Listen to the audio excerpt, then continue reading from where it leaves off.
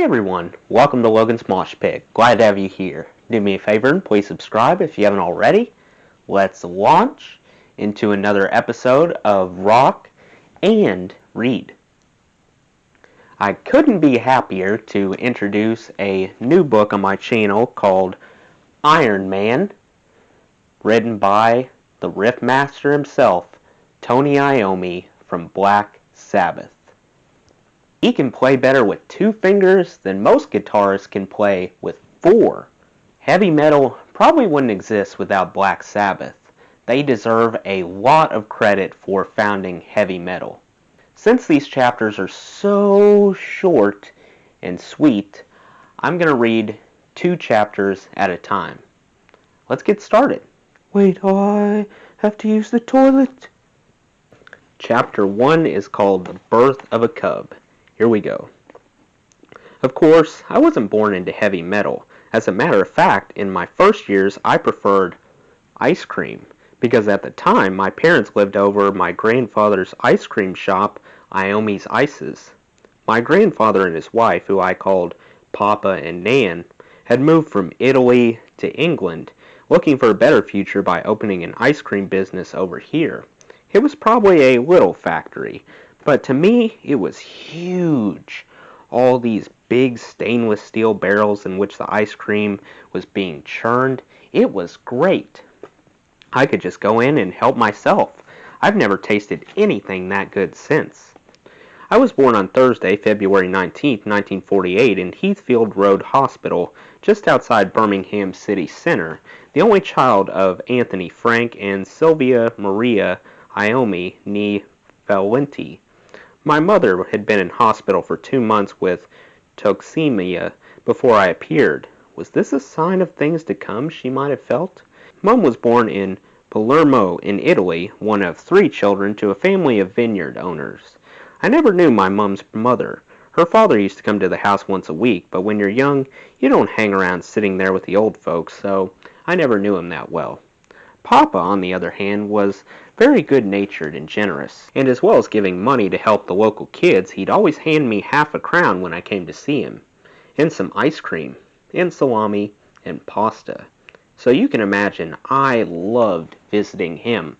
He was also very religious. He went to church all the time, and he sent flowers and supplies over there every week. I think my nan was from Brazil. My father was born here. He had 5 brothers and 2 sisters. My parents were Catholic, but I've only seen them go to church once or twice.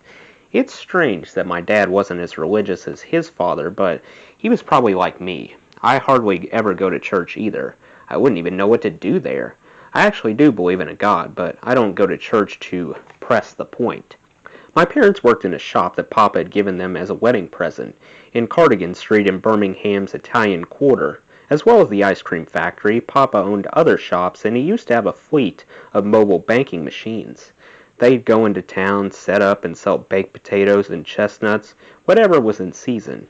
My dad was also a carpenter, and a very good one at that. He made all our furniture. When I was about 5 or 6, we moved away from ice cream heaven to a place in Bennett's Road, in an area called Washwood Heath, which is part of Saltley, which in turn is a part of Birmingham. We had a tiny living room with a staircase going up to the bedroom. One of my earliest memories is of my mother carrying me down these steep stairs. She slipped and I went flying, and of course landed on my head. That's probably why I am like I am. I was always playing with my lead soldiers. I had a set of those and little tanks and so on. As a carpenter, my dad was away a lot building Cheltenham Racecourse. Whenever he came back home, he'd bring me something like a vehicle, adding to the collection. When I was a kid, I was always frightened of things, so I'd get under the blanket and shine a little light. Like a lot of kids do. My daughter was the same, just like me. She couldn't sleep without the light on, and we'd have to keep her bedroom door open, like father, like daughter. One of the reasons I grew a mustache in later years was because of what happened to me in Bennett's Road one day. There was a guy up the road who used to collect great big spiders. I don't mind them now, but I was very much afraid of them then. I was 8 or 9 at the time. This guy was called Bobby Nuisance, which is the right name for him, and he chased me with one of the spiders once. I was myself and running down this gravel road when I tripped, so all the gravel went into my face and along my lip. The scar is still there now. The kids even started calling me Scarface, so I got a terrible complex about that. I did have another scar there as well, because not long after the spider thing, somebody threw a firework, one of those sparklers, and it went straight up my face. Over the years, the scars disappeared, but the one on my lip still stuck out when I was young, so as soon as I could, I grew a mustache. Still living in Bennett's Road, I joined the Cubs. It's like the Scouts. The idea was that you go on trips, but my parents didn't want me to go away. They were very protective of me. Also, these trips cost money, and we didn't have that. They earned a pittance in those days. I did wear a Cubs uniform, little shorts, and the little things over my socks, a cap and a tie, so I looked like a younger version of Angus Young, with scars. That's the end of Chapter 1. On to Chapter 2. Chapter 2 is called It's the Italian Thing. I did get some emotional scars as well. I know Dad didn't want me. I was an accident. I even heard him say this in one of his screaming moods. I never wanted you anyway. And there was a lot of screaming because my parents used to fight a lot. He'd lose his temper and Mom would lose hers because with him, the Italian thing would come out, and she was very wild anyway, and she'd go potty.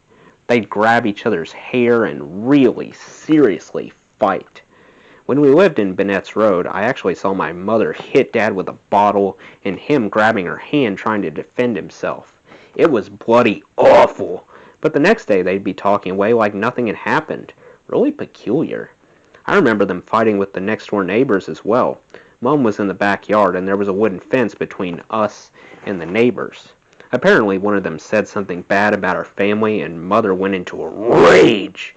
I looked out my bedroom window and I saw her hanging over the fence, hitting the neighbor lady over the head with a broom.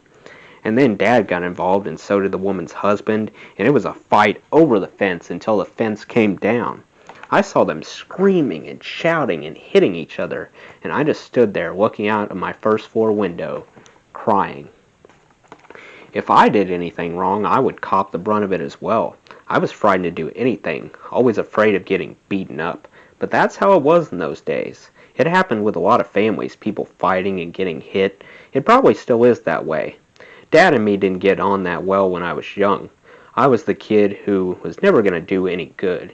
It was always, oh, you haven't got a job like so-and-so has got. He's going to be an accountant, and what are you going to do? I was belittled by him all the time, and then Mum joined in as well. Yeah, he's got to get a bloody job or he's out. It is one of the reasons I wanted to be successful, if only to show them.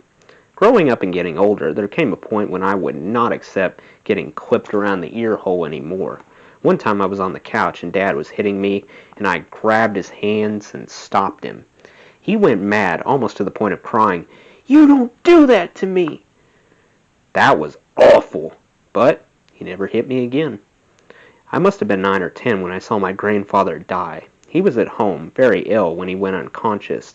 He was in bed, and my job was to watch him to see if he came round. I'd sit there, mopping his face, and Dad would pop in now and again. But I was alone with him when he got the death rattle. He made this choking, gurgling sound, and then he died. I felt really sad, but it was also frightening. I saw the family coming in and out, and they all seemed a bit afraid as well. I've seen 1 or 2 people die since then. About 25 years ago, this old lady, very well dressed and very well spoken, lived across the road from me. She went by a nickname, Bud. Even her daughter called her that. I went over there once a week to see her, and then she'd say, Oh, you know, let's have a brandy. One day her daughter came rushing over to my house screaming, Quick, come over, come over. I went over and found Bud passed out on the floor. I lifted her up a bit, took her in my arms, and I shouted, Call an ambulance! Her daughter ran off, and at that moment, Bud died, right there in my arms. It was the same thing, the choking, gurgling sound, and bang! As soon as that happened, it brought me immediately back to my grandfather. I sat there with her until the ambulance showed up. After that, I could smell her perfume everywhere, and I could never smell that perfume again. For me, it had turned into the smell of death.